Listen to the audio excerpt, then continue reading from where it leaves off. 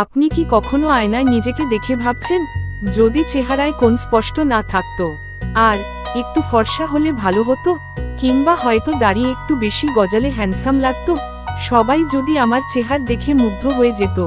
আজকের এই ভিডিওতে আমরা যাচ্ছি এক গভীর যাত্রায়, যাকে আমরা বলি রূপচর্চা। একদিকে বিজ্ঞানের জগৎ বলে এটা সাইকোলজিক্যাল ও জিনগত, অন্যদিকে ধর্ম বলছে রূপচর্চা সীমার মধ্যে থাকলে ঠিক, কিন্তু বাড়াবাড়ি করলে নাজায়েজ।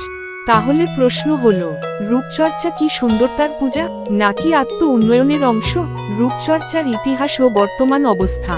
রূপচর্চার শুরু 1000 বছর আগে। মিশরে ক্লিওপেট্রা দুধ দিয়ে গোসল করতেন। প্রাচীন ভারতে চন্দনের ব্যবহার, চীনে ভেষজ মেকআপ। কিন্তু আজ স্কিন কেয়ার $800 বিলিয়ন বাজার পার হয়ে গেছে। ফর্সা হওয়ার ক্রিম শুধু ভারতেই বিক্রি হয় বছরে 1000 কোটি টাকায়। এখন প্রশ্ন